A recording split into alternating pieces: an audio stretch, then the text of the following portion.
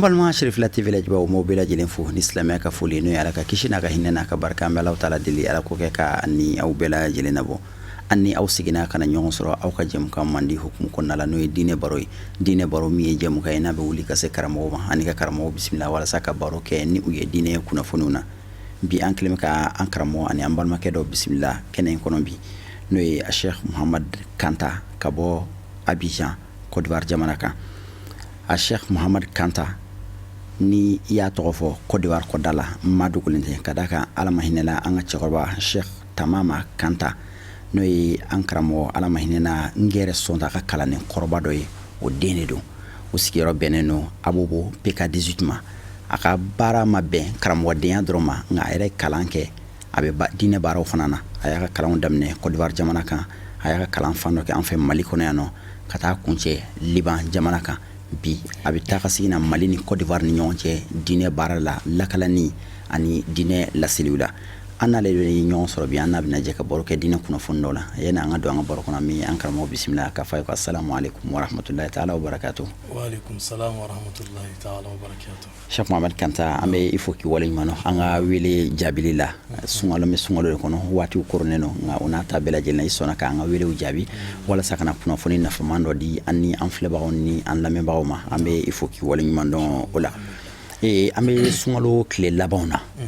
sungalo bina kodi anna atina me kle damanamani ni ala sonama ala ka dunambay kira kani dunambay annato anya kumbe ni nisodia ani bonyay sungalo banto mi flene na bina kodi ana yala ma Kanta sungalo tatoy sungalo bani nisodia kodi do wala sungalo bani yedu sukasi kodi naam أما فلو أعوذ بالله السميع العليم من الشيطان الرجيم بسم الله الرحمن الرحيم والصلاة والسلام على رسول الله محمد بن عبد الله وعلى آله أهل الله وأصحابه الأخيار رجال الله حق قدره ومقداره العظيم السلام عليكم ورحمة الله وبركاته وعليكم السلام ورحمة الله أمبلمك عثمان كان ambi irafoki wala nyumondo ye ambi similani kenenka ajara nyukosobe bamano ngoti bunya bimande bunya masigi bimande otumana on sigila ni kenenka donite nga kanu dorondo inshallah e nyiningali mi teru annasisa ko ambi sungolo min kono atato flenie yalmo sungolo bani nisondia dowa tari dusukasido amba fo tumado nisondia do tumado dusukasido togodi nisondia do mogo juma undema dusukasido mogo juma undema songolu ye nisondia ye mogo munu ma songolu realite do munu ye sundo parce que ankanga sundo munu ye sundu parce que mogodo ye sundu wala ni sungolo bi ban abike ni sondiay olu mogoma al ala batolaw ala ye olu kla ala moson anga ke groupe kele an bebi ka ala kele inde boto nga u benata an klan no kata klan ro dama manna ina fo imam ali ba an klan chogomna alayhi wa ali salam ako ala batolaw bi kla kata klan ro saba عبادة التجار عبادة العبيد عبادة الأحرار l'adoration des commerçants l'adoration des esclaves l'adoration des hommes libres afolo nouye عبادة التجاري ani عبادة العبيد sungolo bani nisondia yi oludema nga ibadatul ahrar sungolo bani ye dusukasi de oluma ibadatul tujari wo mo so juma wi o ye commerçant ka ala botoy commerçant ale ba ka marchandise feri asigilen do ko mo ma kono de ikana fendo dalema femi mbabulu aka soro ko dima otmano dobe uti ala boto funu mako sera ala ma wati mina yaye donc olu mo ni sungolo bana o ye ni sondia de o mo ma ibadatul abid no ye jonka ala boto e ka magasin be e mo bla i ka magasin kuna ka aferiye o tumana abi ka baaraw kɛ i ye fɛn fɛn fɔ a ye ko k'a kɛ a b'a bɛɛ kɛ a tɛ k'a kɛ e yɛrɛ kosɔn a bɛ k'a kɛ fɛn dɔ de kosɔn n'a m'a kɛ i kana gɛn ka bɔ a ka baara la jɔn bɛ ten jɔn min b'i bolo mara la a b'i ka sokɔnɔ baara bɛɛ kɛ a b'i ka fɛn bɛɛ kɛ a tɛ k'a kɛ e ɲɛsiranya kosɔn ayi a bɛ k'a kɛ de n'a m'a kɛ e b'a gɛn ka bɔ a ka baara la walima i b'a gɛn ka bɔ i fɛ o tuma na o ye jɔn ka alabato kɛcogo ye ale bɛ ala bato a tɛ ka ala bato ala yɛrɛ zati kosɔn a tɛ ka ala bato ala yɛrɛ kanu kosɔn a bɛ ka ala bato de jahanɛmɛ ɲɛsiranya kosɔn o tuma na ni sunkalo banna sunkalo banni ye nisɔndiya ye o mɔgɔw ma mais groupe laban n'o ye ibadatul ahrari mɔgɔw ye minnu y'a dɔn k'a fɔ ala ni bato ka kan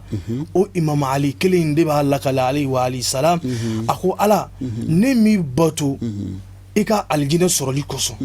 ala ne m'i bato i ka jahanɛmɛ ɲɛsiran ye kosɔn bawo n'i bato parce que i nana sɔrɔ e ni ala e ni bato ka kan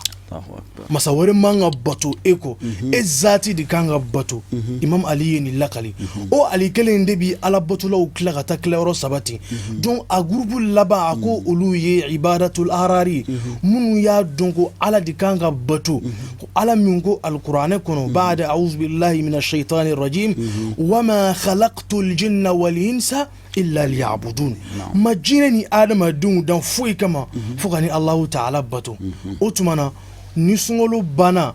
o groupe laban mɔgɔ ninnu sunkalo banni ye husunu de ye o mɔgɔw ma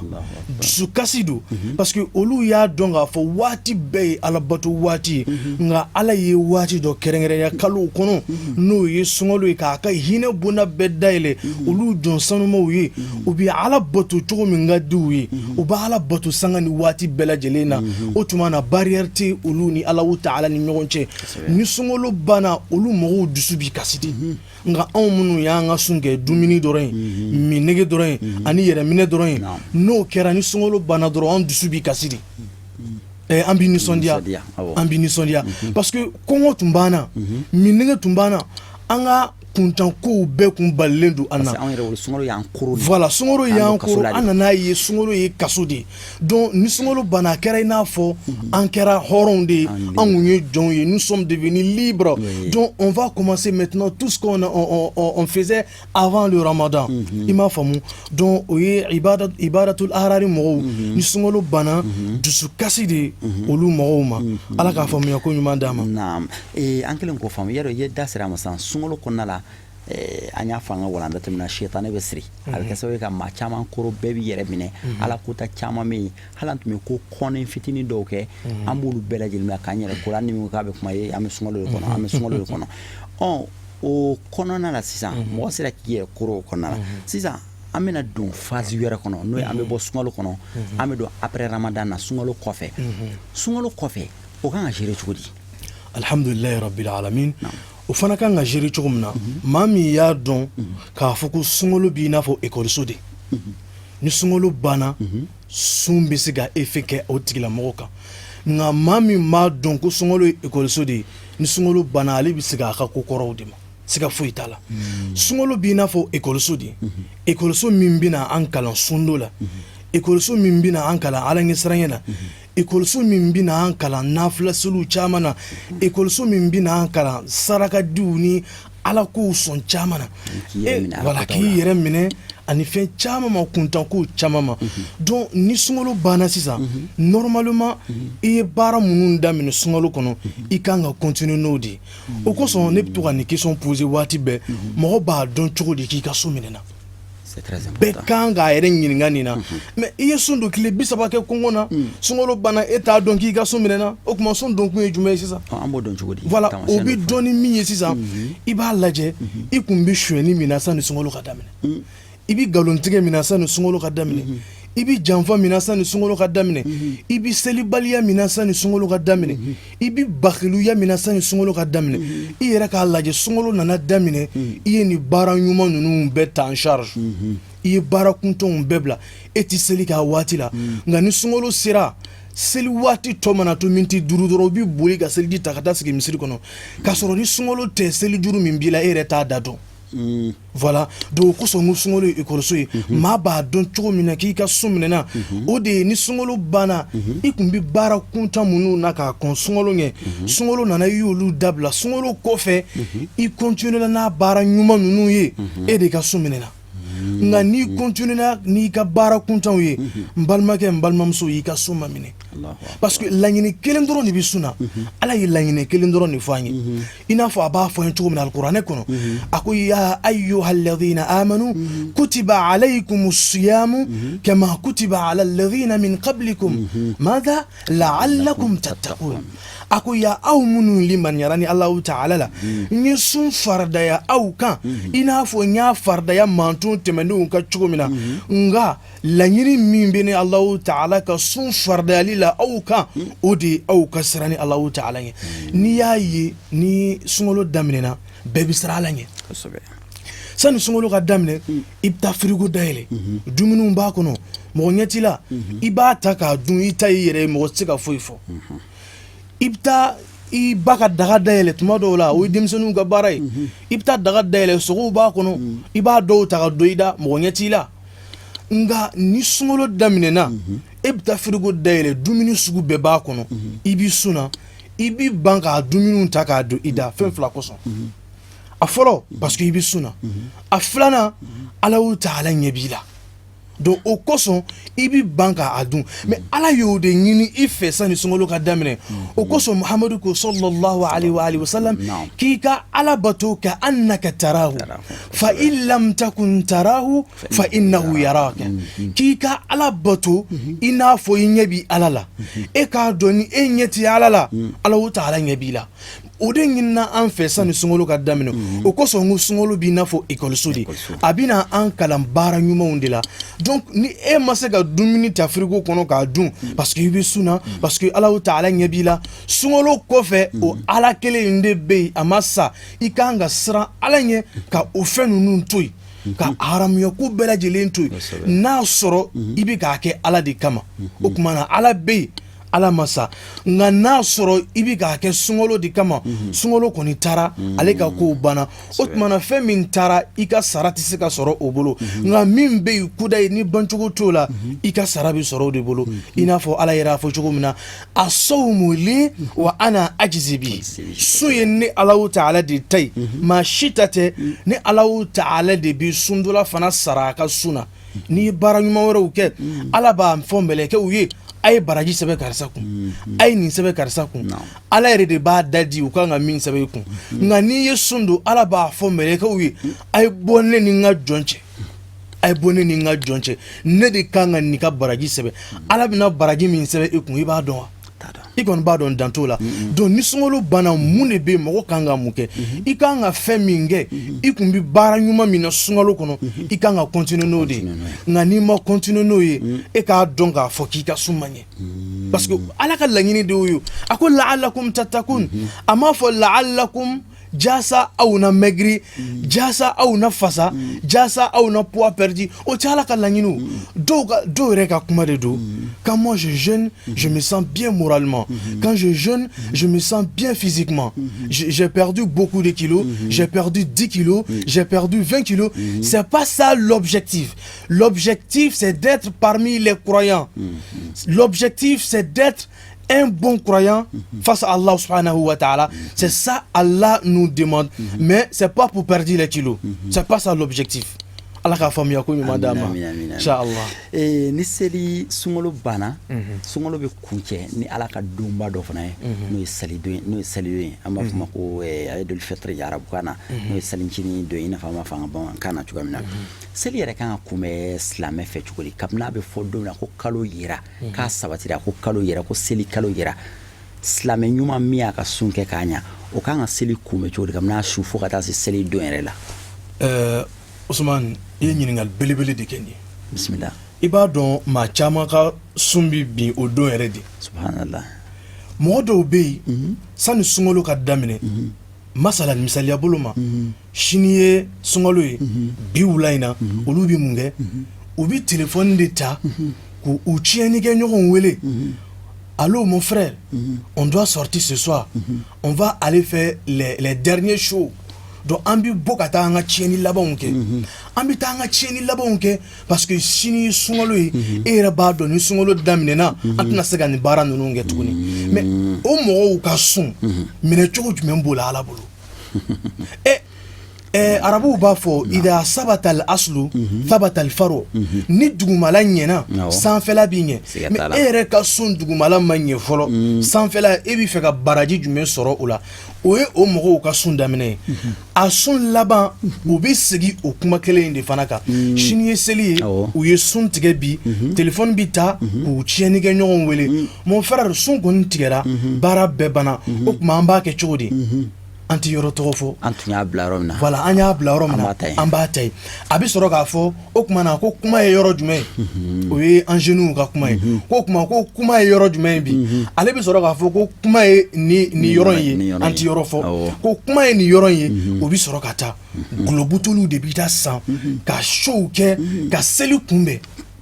i y'a ye mais e b'a fɛ i ka sun ka minɛ cogo di o kosɔn kira alayhi wa alihi salam a b'a fɔ rubba sa'im laysa lahum sawmu illa al-ju'u wal 'atash a ko sundulaw sɔn caman bɛ yen la plupart des jeûneurs foyi tɛ olu ye u ka sun kɔfɛ fo n'a kɛra minege ani kɔngɔ muɲu dɔrɔn ye mais e ka sun sigilen don fɛn min kan a tilala ka taa laban o kan a kɛra ale bolo i n'a fɔ fɛn dɔ daminɛ o ye fɛn dɔ bilali ye fɛn dɔ fana bilali o ye fɛn dɔ daminɛ ye sunkalo daminɛ o y'ale ka tiɲɛni bilali ye sunkalo ban o y'ale ka tiɲɛni daminɛ ye a bɛ sɔrɔ k'a fɔ k'ale ye sun don karamɔgɔkɛ i ka sun man ɲɛ i ka sun ma minɛ o parce que laɲini min fɔra sun na e mun sɔrɔ a la seli kan ka kunbɛn cogo min na i kan k'o de ɲɛɲini k'o dɔn i kan ka duwawu de kɛ selidon su i kan ka kasi de n ko kira alayhi wa alihi salam ni sunkalo bi ban kira bɛ husunu kira dusu bi kasi kira kun bi kasi parce que sunkalo taatɔ don a t'a dɔn ni sunkalo wɛrɛ bɛna ale sɔrɔ tuguni o min ye muhamadu ye ala yafara kira min ka jurumu bɛɛ ma kira tɛ jurumu kɛ dɛ nka kira bi don ko o ko la a n'a ma don ko o ko la ala yafalen don a bɛɛ lajɛlen ma kuma in bi faamu kira tɛ jurumu kɛ an bi o yɔrɔ fɔ ka point ba dɔ k'o kan kira tɛ jurumu kɛ nka hakili tigiw de bɛ kuranɛ faamu o tuma na ala ko muhamadu ma alayhi wa alihi salam a ko ye fɛn o fɛn kɛ i ma fɛn o fɛn kɛ ne yafalen don i ma a bɛɛ lajɛlen na nka o kiraba muhamadu in e ti o min sɔrɔ ala a sɔnni fara ɲɛ kelen na kuma min faamu e ti kira min sɔrɔ ala a ka sabara la fusamantiya la ala ta ala sɔnna ka bonyaw bɛɛ kɛ o kira min ye ni sunkalo bi ban kira bi kasi kira bi husunu kira bi jɔrɔ parce que sunkalo taatɔ don a t'a dɔn n'a bɛna kalo wɛrɛ sɔrɔ tuguni donc mɔgɔ kan ka ala bato seli su fo ka dugu jɛ kira y'o de fɔ alayhi wa alihi salam a ko man ahya laylatal eid wa laylatan nisfi min sha'ban lam yamut qalbuhu yawma tamutul qulub ni ye kira muhammadul mustafa ka kuma ye ale min kun kɛra la yantiqu anil hawa in huwa illa wahyun yuha kira min kun ti kuma kunfɛ fo ala ta'ala ka wahyu jigiya k'a ka sɔrɔ ka kuma o kira in ka kuma dɔw de ye nin ye a ko ni maa min ye seli su ɲɛnamaya ala bato la ala ko la ani Shabanu tile 15 su ni maa min y'o ɲɛnamaya ala ko la e dusukun ti sa donna maa tɔw dusukun bi sa don min na e dusukun ti sa o la kira mɔden dɔ bɛ yen ko Musa al-Kazim o ye kira mɔden dɔ ye ale fana ye nin lakali k'a fɔ a ko annahu kana Ali alayhi salam yaqul yu'jibuni an yufarriga ar-rajulu nafsahu fi sana 4 layalin laylat al-fitr wa laylat al-adha wa laylat an-nisf min sha'ban wa awwal layla min rajab imam Musa al-Kazim ale nin lakali ko imam Ali kun kɛra a bɛ to k'a fɔ a ko maa bi ale kabakoya maa min bi a yɛrɛ laɲinɛ maa min b'a yɛrɛ labila san kɔnɔ su 4 na c'est-à-dire sunani bi san kono ale bi kabako ya mala ma min ti gere ala la o sunani ndola kelina a su folo folo o yi seli don shui ina fo an bi na se mi masisa seli don shu au lieu de yika ala ko ke an bi bafulu de blakarchi kono ka manganchi ka mogo toro sigi nyogo munu yere masundo nu ti islamé an bu lu toro na nga mikro manga wi o tumana e bola ya fa kalo kono ibi klaka na jurumu fana nyini tuguni ika suni ika selu a bebi ka bawo yo fe ala kan kishoma akwa folo aflana oye seliba fana shui seliba shu mama nga nyine ala ko o shu fena asabana oye shabanu kalo nisfu shaban kalo klitan durushu mama nga nyine ala ko o shu fena la ananina oye rajaba fana kile folo mama nga nyine ola su folo ke mo manga nyine ola mais an ye an la nyine ni bela jeli ko ka an sogoli a fen woro de la fen munun bi se ka ke sabu yere ka an ga sun beci an bolo voilà am Allah taala deli ala ka an kishi oma an karamo wati na tugo kama wati sera kuncero la dakunya laban jumon bi bolo ani ka do ka nan fleba hoye dakunya laban min be ne kon ba don mami ni minege bala ay san tanke amajimi misali ya bolo ma a fora ye ko jibi soro ni duguina ni tare bi ji soro o tuma na ale tamana ay kalu chaman ke kata jita o duguina ay jita asigila kana sokono ay jike filin koka ikon bado o jigitike gabu walma ay chenchenyi ni fin tarana ka chenchembe o jigitike gabu ebse ka kle bisaba ke kongona ka kle bisaba ke minege la chugodi ka fo e ka sun kata ke ibulu haba an mansura pusieri ka tati kira ya nyini an fede an ga minege an ga ake ka lahara minege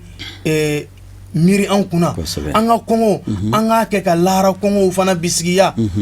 kira yo de nyini an fe o tumana an go de ke an ga na so an ga kongo an ga minege ka kambulu fui nyo no kera amai no kera anti ni yoro soro lahara jodo o tumana an bi duwo ke sungolo time ko nyuma ala ko di neni aw bela jelema ani do ya damne bibi na do dalen no kaburu kono a do dalen do hôpitalu la o tayira ka fo lu ko ka go alai on munun be on de kadi alai ai ote jon be na ka ajaludo ni ka wati titeme utumana sanware sungolo ala ko di nini aw bela jelema allahumma salli ala muhammad wa ali muhammad allahumma salli wa sallim ala al mawjud alladhi huwa sabab al wujud alladhi lawlahu ma khalaqta al mawjuda al mawsuf bil karam wal jud al arabi al qurashi al hashimi al makki al madani wa ala alihi al athhar mithla dhalik subhana rabbika rabbil izzati amma yasifun wa salamun ala al mursalin walhamdulillahi rabbil alamin sungolo banto mi flene ni anfle akle labona ni sodia dono dusukasi dono ina fa ankara mo bora ka fo chugamina ni sodia do chugo do ni mami ma sungolo koro famu wala ni mami hakila ko sungolo tunyale ye kasore sungolo tun kleme ka lemne ka do kasora ni mami ya famu ti tuma dola o ni sodia nai ni sodia do tuma dola fana anyi alaka farida ke ka dafa farida en kunja ame ala tanu farida yan sira ka ke ka dafa ala ye kenya dafa nda man sira ka bara be ke ka ban akunche don o ni sodia don ye o fana bi se ka ni sodia la ndo ye ngatuma dora modo bi dusukasi ni aye na o ma o mancha o ala jon sebe wi mu mi sungolo valeur ere do ulu ba don ala ye bonya min di sungolo la ibe promo min soro sungolo konnala ito so wati shiwera la ni sungolo te nulu sungolo tatoye ulu dusugume kami kadaka ulu ka bato bide ka bato mi umna nafa min soro ala sungolo kono utino nafa wera soro ala ni sungolo konnate ulu dusu se ka kasi ala dusu kasi bi se ka ni wati chuga wera en ankara moda se ama anga sungolo laba ene wa mina sungolo wera nyala wa ntena dore wa ala de badon ni mami ya fleno flela fana tumadra dusukumbe kami amina faka bongo so o ye sungolo nana ka formation do de di ama o formation ka se ko pratiquer sungolo temenen ko fe o de nafaka bongo so o yere la ibise ka sabatika do o konnala ki yere jiye ne ka sungolo minara wala ne ka sungolo mamne sungolo tu ibali fen ala kotawla sungolo tu ibali nyuma ya sa fen ni sera ka to o sera ka sungolo temenen ko fe o tamasi nyumo ye ka yere ko sungolo minara selifana o ala ka domba do de o manga kumene ala kotaye o manga kumeni sigi nyon toroy o manga kumeni ko kuntankelu ye nga akanga kumeni ala tanudi i y'a fɔ i ka kuma daminɛ la ani dɔw ye salon seli kɛ ɲɔgɔn fɛ ɲina olu bɛ kaburu kɔnɔ ani dɔw yɛrɛ sunkalo daminɛ ɲɔgɔn fɛ nka seli sera k'a sɔrɔ olu bɛ kaburu kɔnɔ ala ye seli don yira e min na e kan k'i tɛgɛ jan ka Alahu Taala deli ka Alahu Taala tanu ka wale ɲuman dɔn ala min ye nin don ninnu yira e la a m'a yira mɔgɔ caman na i kan ka ala wele a kɔnɔna la k'a da duwawu jaabi dɔw de don i bɛ san bɛɛ ban tuma dɔw la ala welela ko dɔ la ala t'a jaabi ka da duwawu jaabi sariti dafabaliya kan e kan nka ala ka promo dɔw ye ninnu a bɛ duwawu jaabi bɛɛ lajɛlen donc o don ala ka duwawu ɲini hɛrɛw ɲini Alahu Taala fɛ i bɛ siran tɔɔrɔ mun ɲɛ i yɛrɛ ɲini Alahu Taala i yɛrɛ kalifa ala la ala k'i kisi olu ma an ka kuma la kumaba o de tun ye ninnu ye an karamɔgɔ Cheikh Muhamad Kanta ka bɔ Côte d'Ivoire jamana kan a bɔra ka min lase an ma ka min walawala n ye an bɛ a fɔ ka wale ɲuman dɔn ka kuma kuncɛ ni min o ye ka sanbɛ foli kɛ ka taa silamɛ bɛɛ lajɛlen ma diinɛ baro filɛbaga n'a kanubaga ani équipe fɛn fɛn bɛ ka baara kɛ diinɛ baro kɔnɔna la an b'a bɛɛ lajɛlen fo ka dugawu kɛ a bɛɛ lajɛlen k'a daminɛ kabini an karamɔgɔ Seyida Sherif Usman Marada Haidara yan fo Bankɔnɔ a n'a ka denbaya bɛɛ lajɛlen a n'a kanubaga bɛɛ lajɛlen a n'a dɛmɛbaga bɛɛ lajɛlen a n'a ka tɔndenw bɛɛ lajɛlen ani Mali silamɛ bɛ diɲɛ silamɛ bɛɛ lajɛlen k'a f'u bɛɛ lajɛlen ala ka san caman yira an na ala ka seli yira an na hɛrɛ la ni ala y'a yira an na hɛrɛ la an k'a kɛ k'a ɲɛ k'a tɛmɛ hɛrɛ la ala k'o kɛ sunkalo in ala ye maa minnu kan hɔrɔnya ka bɔ tasuma tɔɔrɔ ma an bɛ Alahu Taala ala k'an fara o jama in kan ala ka san seli caman fana yira an na an ka jamanaden minnu bɛ kɔ kan an bɛ dugawu kɛ u ye ala ka segin n'u ɲuman ye hɛrɛ la fɛn fɛn bɛ tunga la fɛn fɛn taara fɛn ɲini ala ka garisɛgɛ ɲuman di an ni u bɛɛ lajɛlen ma ka bɛɛ lajɛlen fo ka bɛɛ lajɛlen wale ɲuman ka segin k'an karamɔgɔ yɛrɛ fo ka wale ɲuman an ka wele jaabi la ani nin walanda nafama in dilen an ma an b'a aw fo ka wale ɲuman k'a fɔ aw bɛɛ lajɛlen aw sanbɛ sentigiya fatigiyala batigiyala i n'a fɔ an b'a fɔ cogo min na ala ka san caman yira an na ala ka seli kɛ an ma hɛrɛ ye ala ka san nataw fana yira an na k'an bɛ jɛmukan wɛrɛ ni Alahu Taala sɔnna ma sunkalo kɔfɛ وآخر دعوانا أن الحمد لله رب العالمين والسلام عليكم ورحمة الله تعالى وبركاته.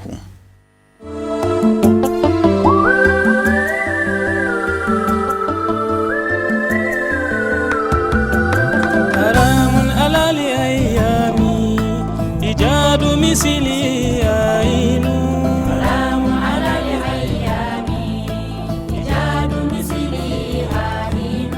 حرام على الأيام إيجاد مثلي